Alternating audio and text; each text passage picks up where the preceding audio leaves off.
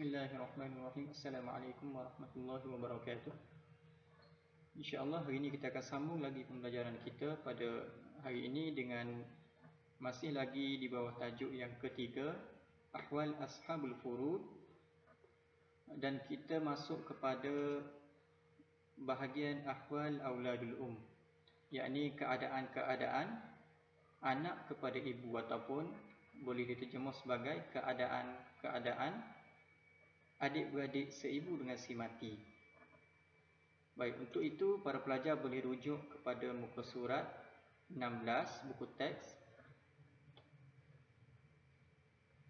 Tengok kepada ahwal auladul yakni keadaan-keadaan adik-beradik seibu dengan si mati.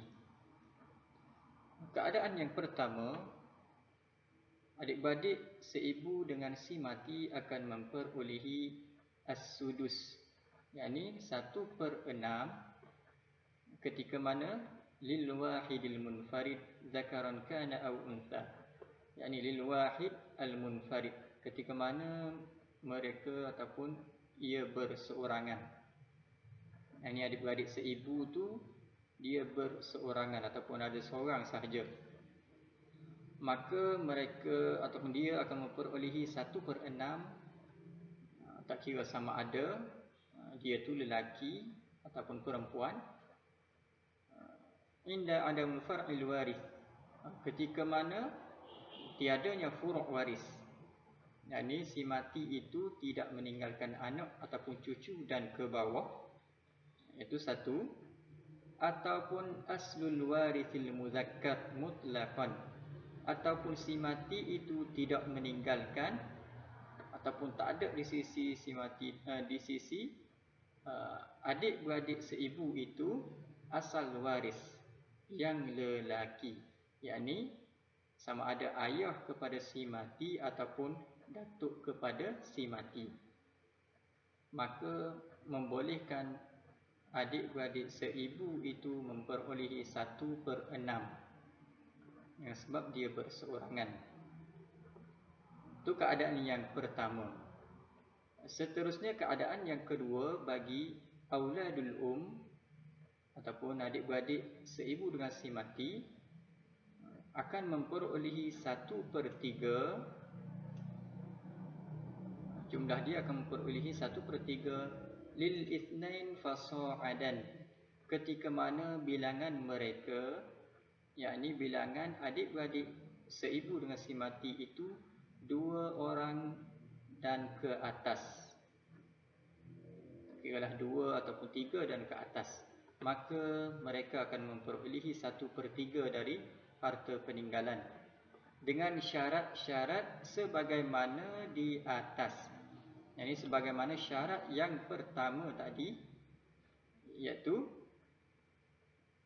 inda adamul far'il warithi mutlaqan, ketika mana si mati itu tidak meninggalkan waris ataupun tak ada waris. Itu yang pertama. Dan syarat yang kedua pula wal aslul warithil muzakkar, ketika mana tak adanya bagi si mati itu juga tidak meninggalkan usul waris, iaitu ayah, datuk dan ke atas. Itu syarat yang kedua. Jadi yang membezakan di antara yang pertama dengan yang kedua ini adalah bilangan auladul sahaja. Tengok yang ni 1/6 bila mana dia berseorangan, dan yang kedua dia memperolehi 1/3 bila mana bilangan mereka tu 2 orang ataupun ke atas, 2 orang dan ke atas. Dan keadaan yang ketiga bagi auladul la yarithuna syai'an ma'al far'il warithi mutlaqan. Baik, ini adalah keadaan yang ketiga, iaitu auladul adik-beradik seibu dengan si mati tidak akan mewarisi apa-apa harta peninggalan bila mana si mati meninggalkan furu' waris mutlaqan. Bila mana si mati meninggalkan furu' waris, kiralah ibnu ataupun bintun dan ke bawah, ataupun ibnul ibn, yakni cucu dia, ataupun bintul ibn. Okey, tidak meninggalkan mereka, dan tidak ada juga usul waris. Okey. Dan ketika bersama ataupun dan ketika adanya usul waris muzakkar, ketika mana si mati meninggalkan, yakni ayah dia, datuk dia dan ke atas, ini usul waris yang lelaki, maka dengan secara automatiknya bila ada usul waris bagi si mati dan furu' waris, jadi auladul tidak akan mewarisi sesuatu pun dari harta peninggalan. Baik, yang itu adalah keadaan ataupun 3 keadaan auladul yakni adik-adik seibu dengan si mati. Jadi setakat itu sahaja. InsyaAllah kita akan sambung pada pertemuan seterusnya. Wallahu subhanahu wa ta'ala a'lam.